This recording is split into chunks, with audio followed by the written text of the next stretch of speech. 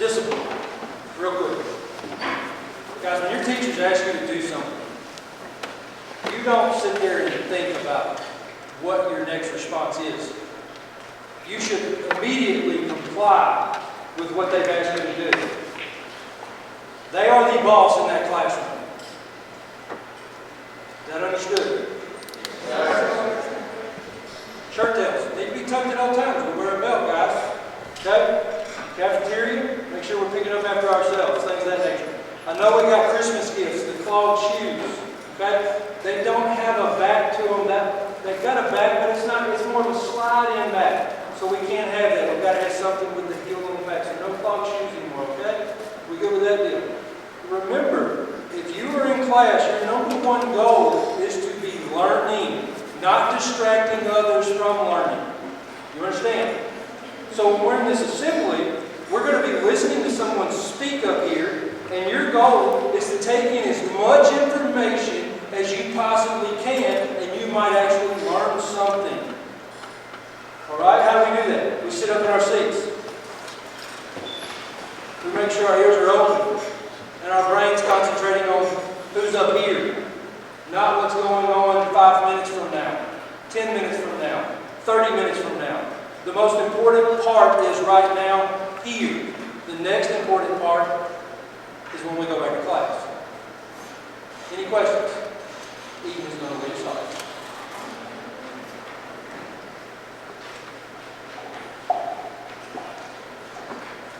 Good morning, everyone, and welcome to the Multicultural Club's Black History Month event. Today we'll be discussing multiple elements of Black history, such as stereotypes, racism, history, and African culture, as well as a dance performed by Ethan Jones and Michael Perkins. Understanding other cultures, races, religions, etc. is essential in everyday life, whether it affects you or not, as people with different beliefs are all around us. This is what the Multicultural Club is here for.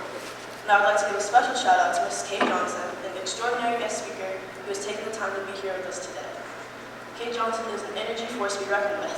Kay is the author of the Millennial Success Map, Top 5 Miss Tennessee Candidate 2022, empowerment speaker and coach, confidence specialist, social media influencer, and serial entrepreneur. Highlighting her educational success, Kay is a Leader School graduate, completed the Successful Women in Business program, and holds a Bachelor of Science degree in Health Sciences and Nonprofit Management. Kay is the owner of Inspired Bosses and Vision and Vibes podcast. Since the inception of Inspired Bosses, they have partnered with several communities to enrich and uplift Gen Z, Gen X, and Millennials. Kay's superpowers are self-care, radical, confidence, and style. In the arena of confidence, she has worked with America's Next Top Model winner, Misa Hilton, who is an American stylist and fashion designer, and Julie Wilson, beauty director of the Cosmopolitan and volunteer for Harlem's Fashion Bureau. Kay's been featured on WMBJ as news commentator for the 84th and 85th Annual West Tennessee Strawberry Festival. Her commission with Inspired Bosses is to see 1 million of the next generation rise in confidence. And we also have a video from Mrs. Shayla Reeves, a journalist who's based in Minneapolis, Minnesota, and is a creative writer at heart with a passion for crafting, also a USJ graduate.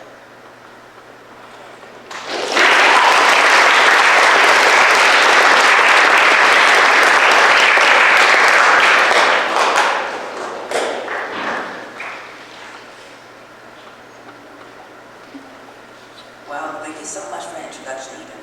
I would like to introduce this typical stereotype of the angry Black woman stereotype.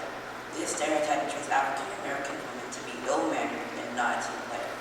This stereotype can affect African American women when it comes to looking for a job, as a company may believe that she would only care for herself and is not a team player. In reality, African women are diverse and often encouraged to strong and independent.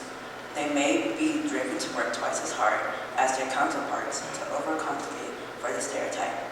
The second misconception that I'd like to share is that Black people are unable to hold stable lives, as they blow money on illegal substances and brothels instead of affording homes.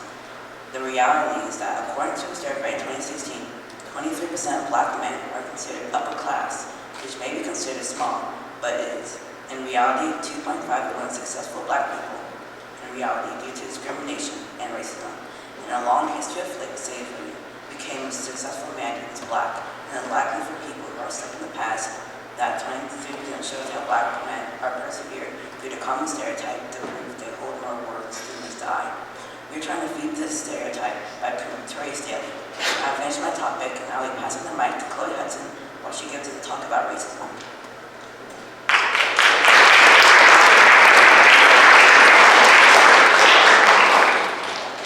Thank you, Ethan. As I start out, I'd like to bring an understanding of this topic. Racism is the discrimination of someone based on their race or racial group. Today, racism doesn't just happen in the United States. It happens widely. Statistics show that racism is more present in Slavic and Middle Eastern countries. The first two countries for worst racial equality being Qatar, Serbia, and Saudi Arabia. Throughout history, various groups have been subjected to discrimination and oppression based on characteristics such as race, ethnicity, or nationality. These systematic discrimination has resulted in profound inconsistency in access to resources, opportunities, and basic human rights. It's important to understand racism is not just a relic of the past. It persists today in various forms, both undisguised and subtle. From racial profiling, healthcare, and education, the effects of racism are deeply ingrained in our social, economic, and political systems.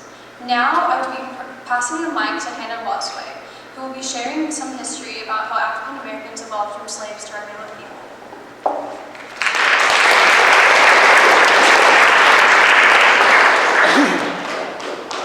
Thank you, Chloe, for the information on racism. Today I will share how African Americans have evolved from slaves to everyday people.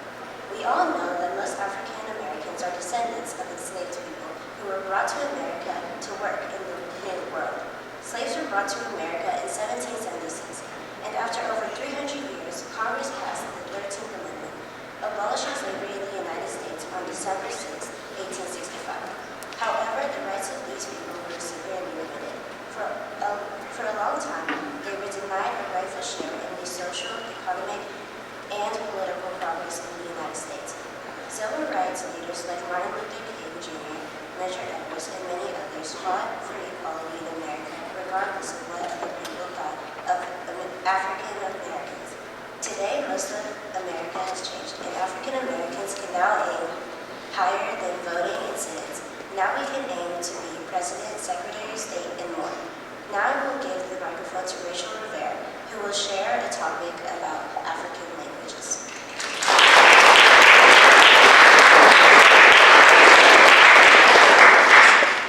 Great information from Hannah Wasway. Thank you for the background on Black history. I'm going to share the beautiful complexity of African languages. The culture of Africa is miscellaneous and a myriad of mixed countries along with indigenous groups that limit the sole characteristics and traits of Africa. It is the direct product of distinctive populations in the continent, including the African diaspora, or the collection of native Africans. Culture is a collection of characteristics among a defined group of people that can relate to laws, morals, beliefs, knowledge, art, customs, or any other related attributes to the people of the society. There are several thousand different ethnic groups, many well known for their varying dishes, languages, greetings, dressing, and dancing. Africa is a cradle for languages, as there are 1,000 between 2,000 languages, approximately 1/3 of the world's vocabulary. The primary ethno-linguistic division is Afro-Asiatic, which is summed up to be 200 tongues that cover almost the entirety of northern Africa, including the Horn of Africa and Central Sahara above the Nile. Niger-Congo, named after the Niger and Congo rivers, is the largest language family in the world with 1,650 different dialects. In parts of the Sahara and the Sahel include areas of Eastern Africa and Khoisan, the indigenous minorities of Africa. You'll find the Nilo-Saharan line, which gathers 140 terminologies. Last but not least is the Khoisan family with 70 members at most, being the smallest spread language found mainly in South Africa. Many are prone to believing the indigenous language of Africa is only spoken gibberish in one collective language, ignoring the true beauty these languages hold. Language is a sacred is a sacred force of life and gives Africans a sense of reality, a part of themselves they hold dearly. It is not to be disrespected, but something to admire, hold respect to the way we hold others to respect our own culture and tradition. Thank you.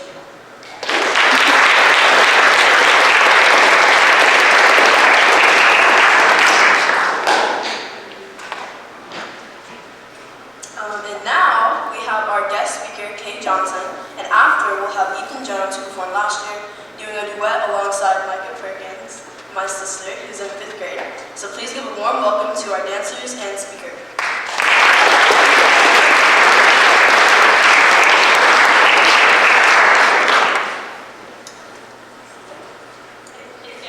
Testing? All right. Hello, everyone.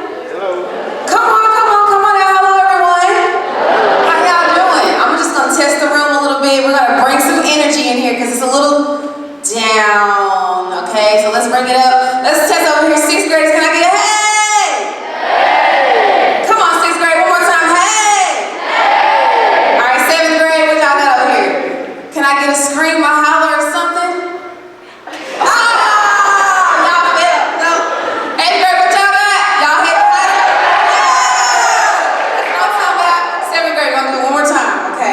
One more time. Y'all ready? When I point, that means go. Whatever comes out, just comes out, okay? Ready? Oh! 8th grade, you got it? If I had $100, everybody get $100, okay?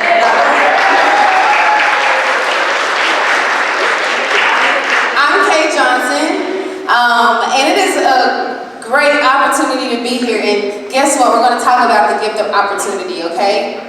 But first, we're going to test the crowd just one more time. I have to do this everywhere I go. You're going to repeat after me, and you're going to say, I am the vibe. Yeah, I am the vibe. Now listen up. Just listen up a little bit, okay? I know coach or principal, are you principal? Coach? Dean of Students, he came here and laid the law down. But it is really a great opportunity to be here, you all. And I stand here today representing black women in America. And today we're going to talk about the gift of opportunity. But I have a question, and I need 2 people to answer it for me, okay? When you first saw me, what came to mind? The first thing, don't think too hard. Do I got 2 volunteers to share? Okay, we got one over there. I'm missing. Who's the second person? Come on, don't be afraid. Okay, so what do you got? You got to yell it a little bit, okay? Brave. Brave, okay. Style, yeah, it's giving. Okay, cool.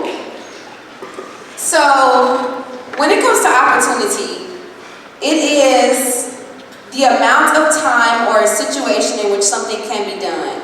Or, I like this one better, a good chance for advancement or progress.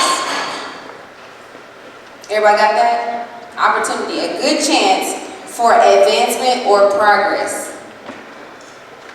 Don't we all deserve opportunity? Yeah?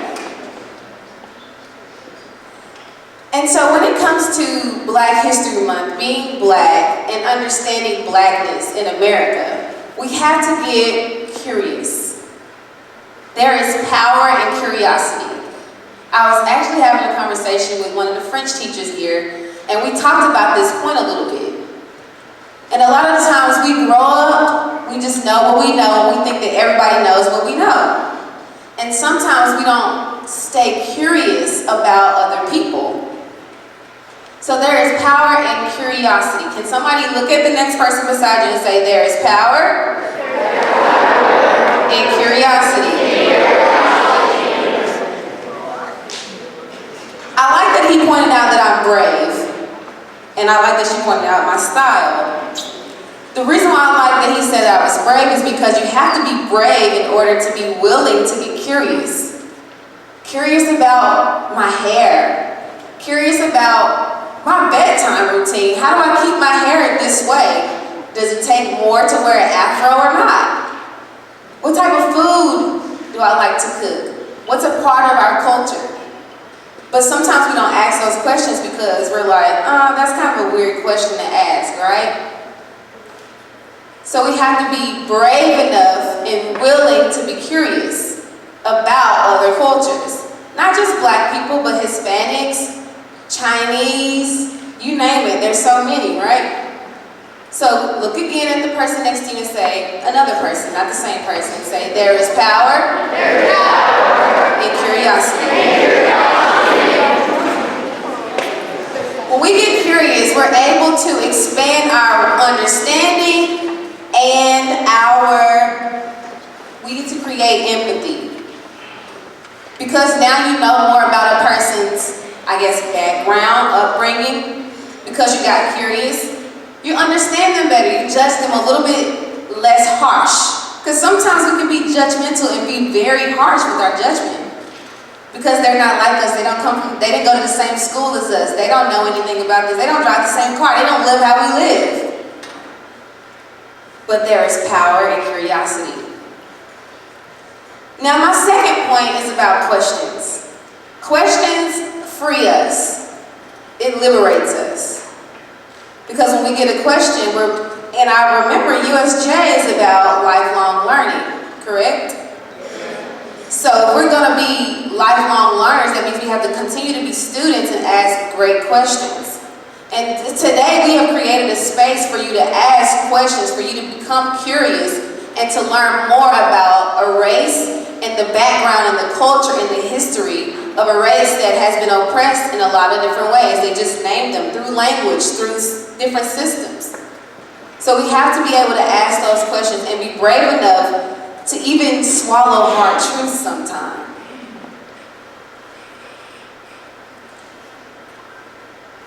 When you're asking brave questions, you have to be able to approach those without harsh judgment.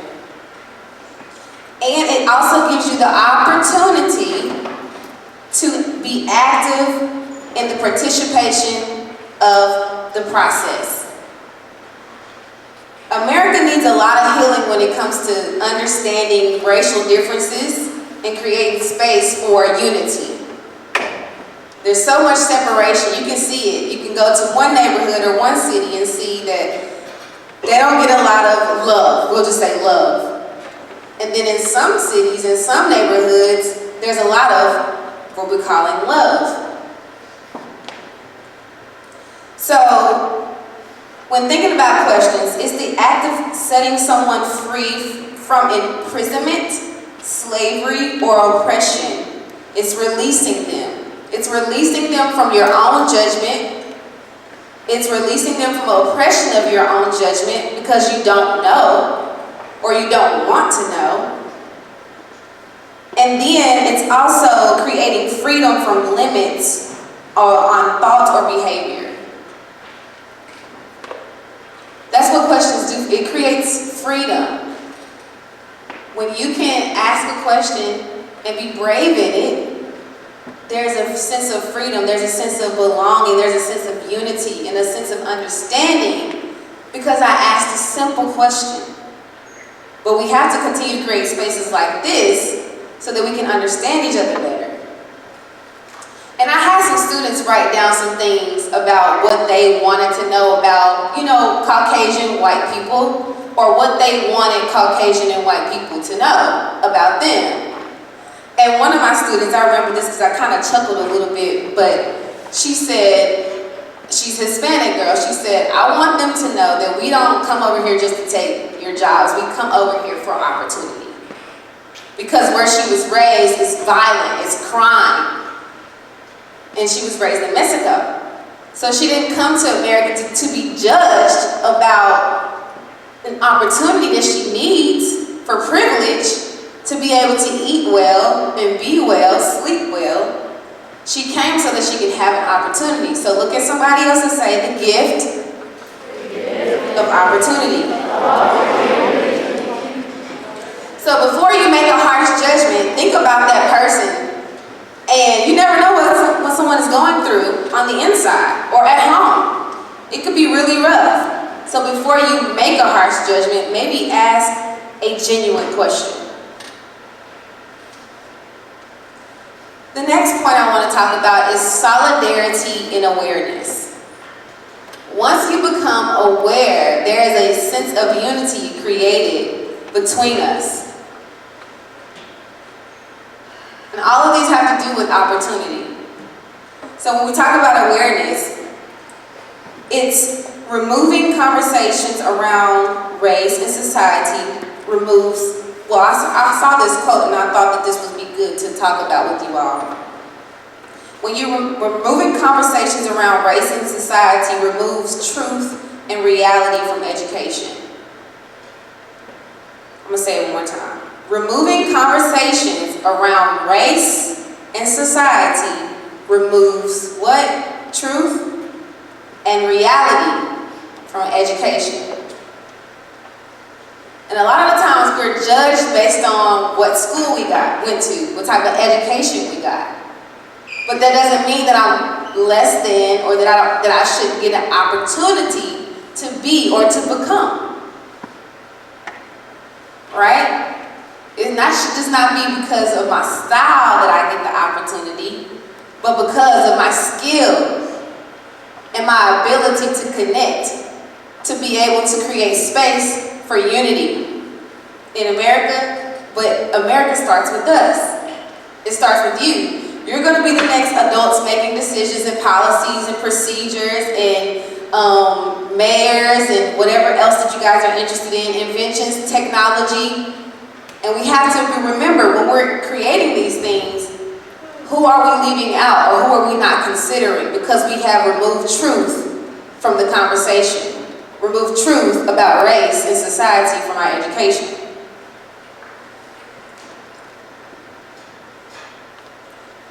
So I want to leave you with this, and I'm not going to be much longer, and I'll sing a little song. 2024 is the year of opportunity. In a world full of high race relations and hard conversations being had and very challenging conversations being had, 2024 is the year of opportunity. It is also the opportunity to heal. You can heal each other by creating a space to ask genuine questions that create an awareness in your education as a lifelong learner at USJ. 2024 is also the opportunity to make adjustments. Just like when you're failing or you're not quite getting a math problem correctly, you make adjustments. 2024 is the same year for adjustments. Make adjustments. Have tough conversations with your African American counterparts. Even the people that look like you. Everybody is not having the same scenarios in their homes.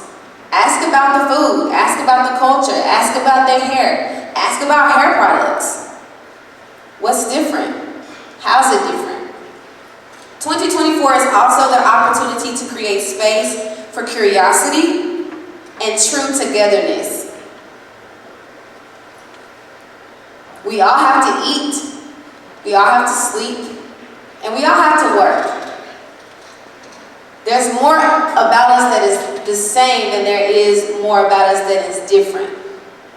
And when we're able to find those lines of unity and agreement, we can continue to create healing for not just us, but for you all as well. So let's not focus on white fragility or black insignificance, but let's focus on unity. Let's focus on making adjustments on how we think, how we approach people, what we say, and our harsh judgment. Before we do all of those things, let's make adjustments and create curiosity. But creating curiosity, you have to become brave. Brave enough to ask the question. Brave enough to be authentic in your style, in the way that you talk, in the way that you walk. And I'm pretty sure that at the end of 2024, if we keep this at the top of our mind, not just for February, because I'm black every month, every day, when I wake up, when I sleep, when I eat, when I shower, I'm black every day, not just in February, right? So let's not just keep this mindset in February. Let's keep this mindset forever. Until the day that you're in your grave. I'm black. I saw this post and I hope I make y'all laugh at this. But it said, I'm not just black in February, but in February, I'm blackity black. So I'm gonna sing now, and I thank you for your attention. This song, it's not one of my favorite songs to sing. It's talking about freedom. It's talking about Jesus a little bit. And it's talking about just overcoming and just more so loving life and how a higher power, whoever you believe in, watches over us. Why should I feel discouraged? And why should the shadows come? Why should my heart feel lonely and long for heaven and home?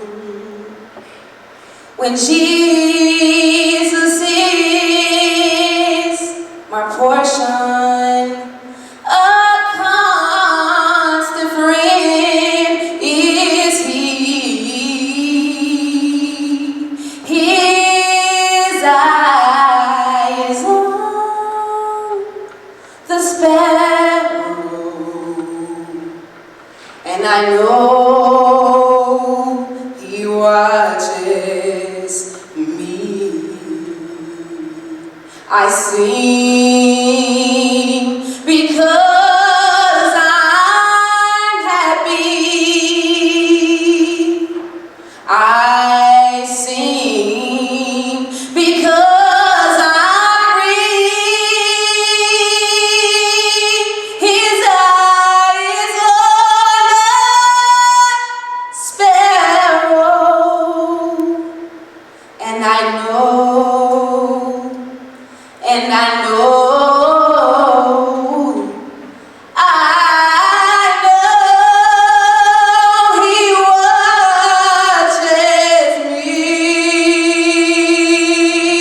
I sing because I'm happy, and I sing because I'm free. His eyes on the sparrow, and I know He watches, and I know He watches me.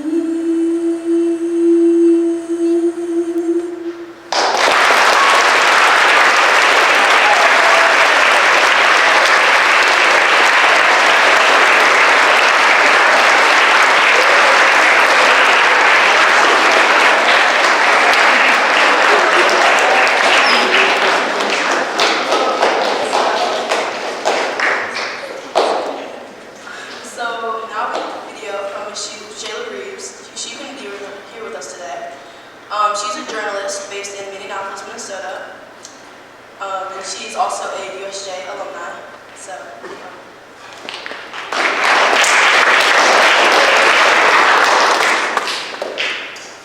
Hi everyone, my name is Shayla Reeves. I'm a television anchor, a writer, and a USJ alum. I walk the halls that many of you walk many, many years ago. I am so thrilled to be with you for Black History Month, and I hope that maybe a word that I share today will connect, encourage, and inspire you along your journey.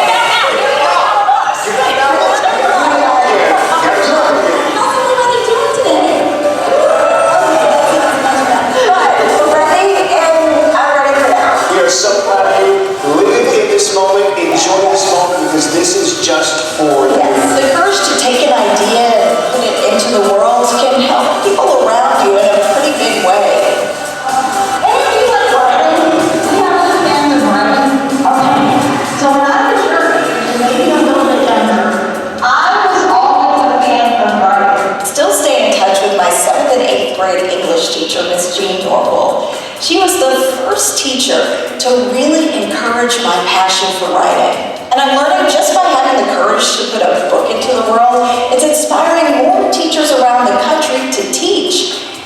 And it's inspiring more students to create.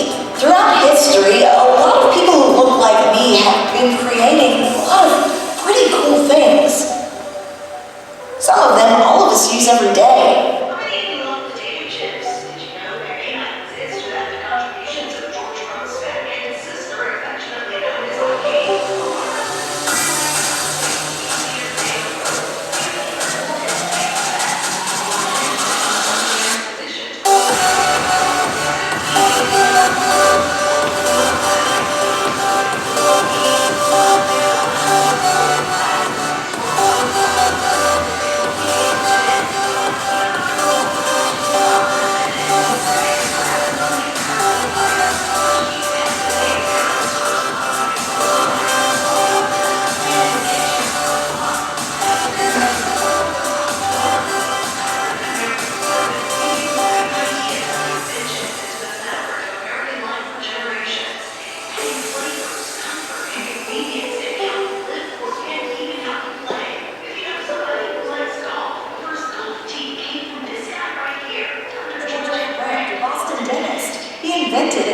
The tea. These are just some of the examples touching your life and maybe even the lives of people you know. Some of the people I just told you about had to work really hard to get those inventions into the world because not everyone saw the value of the work they wanted to bring into the world. It took a lot of courage, creativity in some cases, to keep going and to keep carving out a path for some of these creations to find their audience. So next time you have a chip or a little peanut butter or grab those clothes out of the dryer for school, I want a little courage to take an idea and put it into the world and do. A little bit of a special guest. That's right! Big time special guest. My book, Echo in the Distance, has taken me to places I had never been. I think the most nerve-wracking part was, navigating New York. But once I got there, everyone, people wonder, are the people on television, I wonder that even about us, are we this way in person? Are they the way they are in person? They are just as genuine as we are. Nate, Tony, Gail. And this is the most special guest we have had all week long. Thank you. I'll meet up with you guys, Nate. Can't wait to talk to you soon. And happy birthday to you. I had a chance to meet Gail King, something I had always wanted to do. And what I loved too is Gail was asking you questions, like she really wanted to know so much more about what you were doing. Yeah, so we talked in the green room before I went out, and then we talked in between some of the breaks about, what we wanted to talk about on camera. And she actually walked in the green room, and we noticed we had the same color on. It was not planned. We did not plan the color. We kept talking and learned that we both were born in Chattanooga, Tennessee. Yes, I did not know that about her either. And it was one of those conversations where you felt if we had more time, we would have kept talking. Yeah. Well, that's no surprise, it's you. We've been talking to you for hours, it feels like. My book created opportunities, and it took courage to put the book into the world. Can't wait to see people excited about learning and the way that this book has the power to impact students, classrooms, and really bridge the gap between history, the present, and the future. Each individual reader still has the power today to do their part to push us a little bit closer to realizing the words first shared by Dr. King so many years ago. So what's next? So what's next? I definitely want to have some more conversations, book signings. I want to get out and meet our community because, people are getting their books and, I really want to engage and connect with people because that's really the sweet spot of all of this is getting to talk to people, connect with people, and really let them know what's not only special about the book, but my hope is that holding my dream in their hand inspires them to go out and pursue their own. Yeah. Because it took me 20 years to do this, you don't have to keep waiting on your dreams either.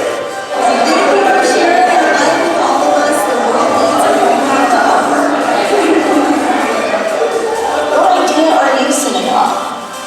What dream have you not shared? Don't be afraid to put your passion into the world and give the world a chance to connect. with the idea inside of you. Thanks so much for your time. Can't wait to see you soon.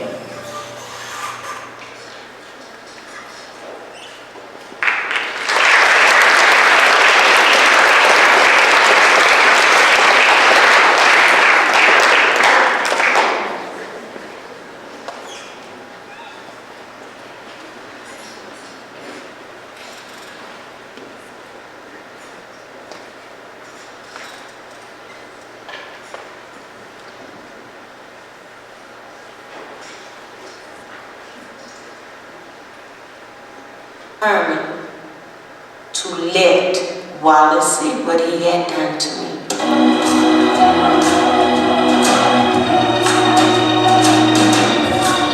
Ain't gonna let nobody turn me around, turn me around, turn me around. Ain't gonna let nobody turn me around. Keep on walking, keep on talking, marching on the freedom line. Ain't gonna let nobody, can't let them turn me around, Lord, turn me around. Ain't gonna let nobody turn me around. Keep on walking, I keep on, because I'm marching on the freedom line. Ain't gonna let no jailhouse, ain't gonna turn me around, turn me around. Ain't gonna let no jailhouse turn me around. You know I keep on, I just keep on, because I'm marching on the freedom line. I can't have segregation, turn me around, turn me around. Ain't gonna let segregation turn me around. I just keep on walking, keep on talking, marching on the freedom line. We wouldn't get here. Now with all those who said that we would get here only over that dead body. All the world today knows that we are here and we are standing before the forces of power in the state of Alabama saying we ain't gonna let nobody turn us around. Keep on walking, keep on talking, marching on the freedom line.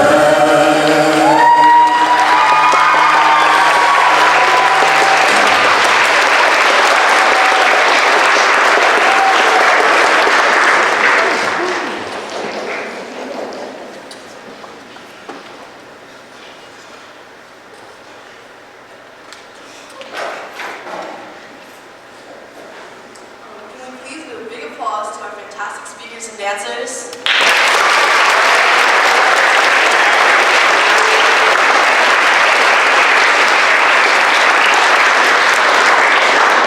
Multicultural clubs work very hard on this project to let everyone here know that Black history should not be forgotten no matter how far into the future we are. Modern day activists will continue to fight for civil rights and to remind us of what our people have and are still going through. We will be recognized, we will not be forgotten, and we will continue to fight for equality. Thank you.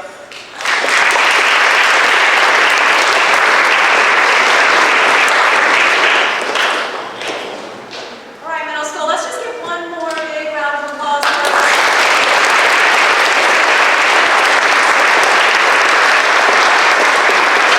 And all of you for organizing this wonderful festival.